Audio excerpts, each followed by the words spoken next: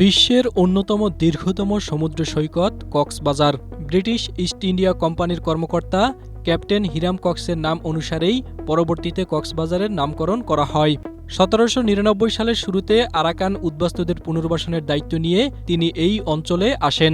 তবে তার উদ্যোগ শুধু উদ্বাস্তু পুনর্বাসনে সীমাবদ্ধ ছিল না, এর সঙ্গে যুক্ত ছিল বনভূমি আবাদ, কৃষি ও রাজস্ব সম্প্রসারণ এবং বর্মী ও পার্বত্য আক্রমণের বিরুদ্ধে ব্রিটিশ ভারতের পূর্ব সীমান্তে প্রতিরক্ষা বলয় গড়ে তোলার পরিকল্পনা।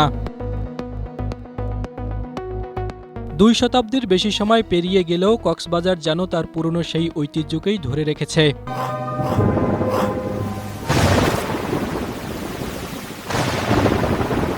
অঞ্চলটির গুরুত্ব উদ্বাস্তু, সীমান্ত ও নিরাপত্তাকে কেন্দ্র করে নির্ধারিত হলেও এখন সেই ৩ বাস্তবতার সঙ্গে যুক্ত হয়েছে বঙ্গোপসাগর কেন্দ্রিক ভূ রাজনীতি, মানব পাচার, মাদক কারবার এবং মাতারবাড়ির গভীর সমুদ্র বন্দর সহ বৃহৎ অর্থনৈতিক অবকাঠামো।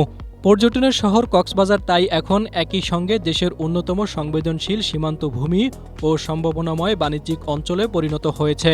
দৈনিক বণিক বার্তার এক প্রতিবেদনে এসব তথ্য উঠে এসেছে।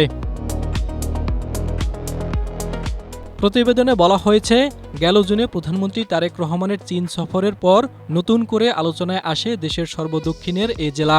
কারণ এই সফরে চীনের পক্ষ থেকে দেশটির ইউনিয়ন প্রদেশ থেকে মিয়ানমারের রাখাইন হয়ে বাংলাদেশের কক্সবাজার ও চট্টগ্রাম পর্যন্ত একটি সম্ভাব্য করিডোরের প্রস্তাব দেওয়া হয়েছে, যা দক্ষিণ এশিয়ার ভূ রাজনীতিতে নতুন মাত্রা পেয়েছে। বিশ্লেষকদের মতে, আঞ্চলিক ও অভ্যন্তরীণ রাজনীতিতে কক্সবাজারের গুরুত্ব এখন অতীতের যে কোনো সময়ের তুলনায় ভিন্ন মাত্রা পাচ্ছে। ফলে এ জেলাকে কেন্দ্র করে নেওয়া সিদ্ধান্ত শুধু স্থানীয় নয়, জাতীয় স্বার্থের জন্য ক্রমেই গুরুত্বপূর্ণ হয়ে উঠছে।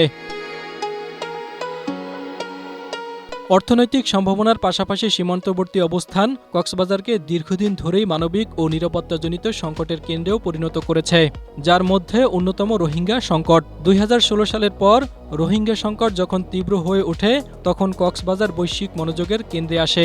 রোহিঙ্গা সংকটকে কেন্দ্র করে কক্সবাজারে আসেন জাতিসংঘ মহাসচিব অ্যান্তোনিও গুতেরেস।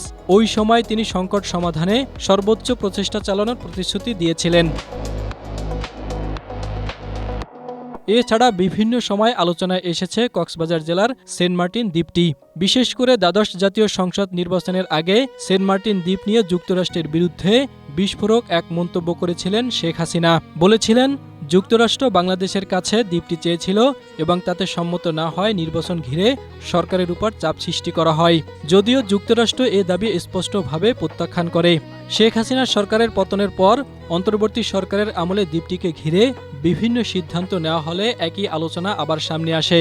সব মিলিয়ে গত কয়েক বছরে কক্সবাজার দেশের রাজনীতি, অর্থনীতি, নিরাপত্তা ও ভূ রাজনীতির আলোচনায় ক্রমেই গুরুত্বপূর্ণ হয়ে উঠেছে।